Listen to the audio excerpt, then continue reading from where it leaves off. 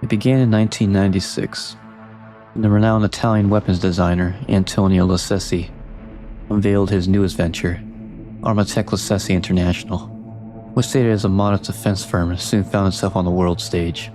By 1998, the company was already making waves, entering the high-stakes U.S. military weapon trials to provide the next standard issue assault weapon for the infantry, an opportunity that would set the course for its transformation into the Militech we know today. The United States was still reeling from the bankruptcy and slow crawl of recovery after the economic collapse in 1994, when its military leaders made a bold decision. It was time to retire the aging M16A2. The call went out for a worthy successor, and by the end of the grueling trials, 3 contenders emerged. First was the FN SAP, cheap, clunky, and prone to jamming, yet buoyed by the powerful political ties between the Fabricati International and the US government, not to mention its compatibility with the ammunition and parts still lingering from the now defunct NATO alliance. Second came the Colt AR-17X, a solid, dependable rifle whose biggest flaw was its staggering price tag. And then there was the upstart, Armatech-Luccessi International. Their entry, a compact, reliable, and sensibly priced assault rifle, marked the company's first true step into the spotlight. Among those overseeing the trials was U.S. MC General Donald Lundee, a seasoned member of the Joint Chiefs. It didn't take him long to see the promise in the Armatech rifle. Its balance of price, reliability, and ruggedness, and accuracy outclassed its rivals in almost every respect. In his eyes, it was a clear choice for America's fighting men and women. But the battlefield wasn't the only place where wars were fought. The United States was still staggering under the weight of the shattered economy, and the government teetering on the edge. The national defense budget had shrunk to a fraction of its former self, and what remained was tightly bound to the quiet but persistent grip of industry, embedded deep within Washington's political machinery. Despite Lundy's vocal protests, the decision was made, not in the name of performance, but in the shadow of power. The contract for the nation's new infantry weapon went to FN. By 2003, the Second South American conflict was raging, and American soldiers were paying the price in blood. Thousands had fallen, burdened with the FN SAP's rifles, unreliable in the best of conditions, and disastrously ill-suited for the choking heat and humidity of the tropics. General Donald Lundee watched the tragedy unfold from afar. He was no longer in uniform, having left the Marine Corps soon after the 1998 trials. At Antonio Luccessi's personal request, he has stepped into the role of CEO at Armatech. It was a transition few couldn't have made so seamlessly. As a former Pentagon insider, Lundy understood the tangled web of the military-industrial complex better than most. How legacy contractors, bloated with bureaucracy, pushed subpar and overpriced weapons through the system, relying less on merit and more on the quiet momentum of entrenched contracts. Lundy saw what others couldn't, or perhaps what others refused to. The future of warfare wasn't in the bloated, slow-moving giants of the past, but in a lean, efficient war machine. A company capable of producing cutting-edge weapons at competitive prices, built to last, and unbound by the political whims that had long shackled the industry. His vision was simple, but dangerous. Sell to anyone, anywhere, and let quality speak louder than allegiance. Paired with Luccessi's genius for weapon design, the pitch was irresistible. Investors lined up, and the capital poured in, fueling a period of explosive growth. By 2002, the company has stepped out of the shadows and onto the global stage. With its newfound reach and reputation, Armatech shed its old identity and adopted a new one that would soon be whispered in war rooms and headlines alike: Militech Arms International. Militech's first true triumph came in 2004. The Central American Wars that had laid bare the disastrous shortcomings of the FN SAP, forcing the US military to finally abandon the weapon and initiate fresh trials for a new standard issue assault rifle. This time, there was no contest. The Militech Ronin light assault rifle emerged as a clear choice. Victory bred momentum. In quick succession, Militech secured the military sidearm contract, and soon their weapons were flowing not just into the US armories, but into the hands of soldiers, security forces, and private armies across the globe. The company's ambitions didn't stop there. Heavy weapons, artillery, armored vehicles, and aircraft began rolling out on Militech's growing production lines, with the catalog now spanning nearly every battlefield need. moderate prices that undercut the old guard, and a reputation for reliability. Militech began seizing contracts with defense giants that had weathered even the economic collapse. In less than a decade, the once small arms manufacturer had become a titan of the global war industry.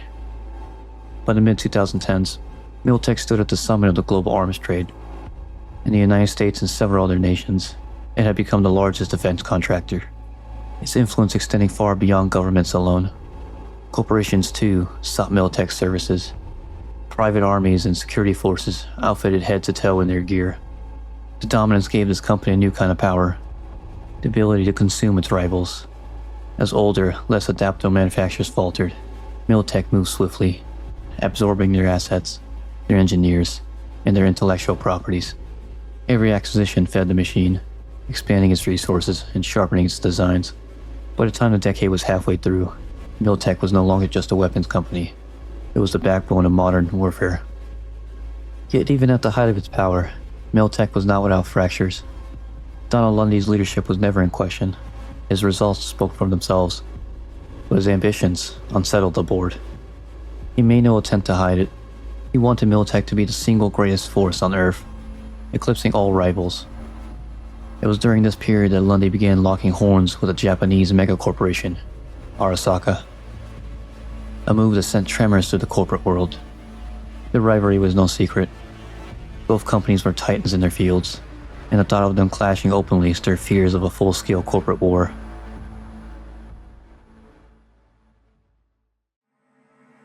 Inside Militech, opinions splintered. Some saw Lundy's aggression as a natural path to dominance. Others saw it as a reckless brinkmanship. Even Colonel Amelia Lazarus, longtime friend, trusted ally, one of the few men Lundy truly respected, refused to endorse the confrontation. The board's unease grew, and with it, the cracks in Militech's unified front. By 2020, Militech's influence had reached the highest halls of power. Elizabeth Criss, a former Militech president, now sat in the Oval Office, a political victory that promised to tilt the scales even further in the corporation's favor. But within Militech's own walls, the atmosphere had grown tense. Donald Lundee, still at the helm, began to see enemies in every shadow. His paranoia deepened, especially towards those who dared question his authority. While he lacked absolute control over the company, a significant portion of his leadership remained fiercely loyal to him. This fractured loyalty set the stage for a bitter internal struggle, with boardrooms becoming battlegrounds and the future of Militech hanging in the balance. In 2021, the simmering tensions between rival Aquacorps, Sino, and OTEC erupted into open hostilities. OTEC, seeking to bolster its defenses, turned to Militech. The contract was broad: supplementary security forces, military advisors, cutting-edge weaponry, and the logistical backbone to keep them supplied. Officially, Militech's role was limited. The plan, at least on paper, was not to engage directly with their longtime rival, Arasaka, but to showcase their capabilities to the global market, an extended, live-fire advertisement for the corporation's defense services. But for Donald Lundee, it was never just business. Defeating the Japanese and Suwaburo Arasaka, in particular, had become a matter of personal pride. Beneath the surface of corporate strategy, to seize a confrontation already sown. By year's end, the conflict escalated into naval warfare, above and below the waves, while Arasaka and Militech positioned themselves for battles to come. The early covert operations, marking the quiet opening moves of a far greater war. For Donald Lundee, the conflict was no longer a proxy skirmish, it was a war. And as a soldier to his core, he could imagine only one acceptable outcome: Arasaka's total and unquestionable defeat. The so-called Ocean War between Sino and OTEC came to a formal close in February 2022, with a peace accord signed on the 27th. But peace was a fleeting illusion. Barely a week later, on March 6th, Arasaka unveiled the terrifying potential of its newest creation, Soul Killer 2.5. In a live trial, they captured a digital engram of Militech's executive, tearing through his mind for intelligence. The information extracted led to a surgical strike on Militech's Night City offices, an unmistakable declaration that the shadow war between the two corporate giants had just become deadly serious. By the fall of 2022, the corporate war has spilled far beyond the boardrooms and battlefields of its origin. Skirmishes, sabotage, and proxy conflicts rippled across the globe, drawing in governments that could no longer ignore the chaos. In the United States, Southern California and Texas took the unprecedented step of nationalizing both Arasaka and Militech facilities within their borders. Across the Atlantic, the European Economic Community issued a stern warning. If the fighting didn't stop, they would seize corporate assets outright. The breaking point soon came after. Arasaka forces stormed the Militech showroom in Italy. A bold strike that left the EEC with no choice but to act. Within days, they made good on their threat, confiscating properties, factories, and accounts belonging to both megacorporations across Europe. Japan swiftly followed, nationalizing Arasaka's holdings within its borders and across its territories. The message was clear: the world's patience had run out, and the age of unchecked corporate war was coming to an end, or at least on paper. On August 20th, 2023, Militech's shadow war with Arasaka reached its most infamous chapter. Under the cover of night, a strike team descended upon Arasaka Tower in Night City. Among them were names destined to be etched into legend. They breached from above, landing on the rooftop before fighting their way to Cerebaro Arasaka's own office. There they planted their payload, a compact nuclear device. Moments later, the heart of Arasaka's power was consumed in a blinding flash. The tower was obliterated, its steel and glass hurled into the sky before raining down across the corporate center. In an instant, 12,000 lives were erased. The strike ended the tower, but it also scarred the city forever.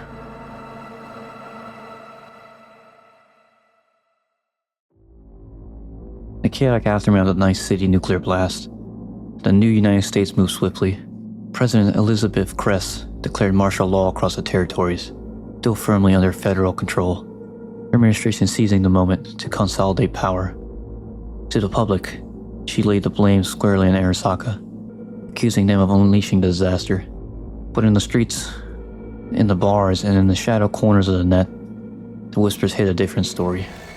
That Militech bankrolled the strike team, even providing the portable nuclear device used in the attack. Despite mounting public pressure to address these allegations, Kress remained silent. Instead, she moved decisively. Militech was nationalized, transformed from a private corporate power into the military arm of the reformed NUSA. Select Militech executives cleared of all wrongdoings found themselves rewarded with prestigious roles in a new Department of Defense. But the maneuver came at a cost. Donald Lundee, Militech's proud and battle-hardened CEO, it was nothing short of an insult. To him, Militech was no mere government asset. It was his army, his legacy, and now it was being taken from him. Even under the grip of Washington, D.C., Militech's spirit of independence never fully died. As a nationalized corporate asset, it publicly served the reuniting of the new United States. But behind closed doors, it was quietly rebuilding, regaining the shape and strength of its former self. A global arms manufacturer fused with a mercenary army. The wars had taken their toll, yet Militech remained one of the world's largest producers and sellers of military hardware, from sidearms to armored divisions.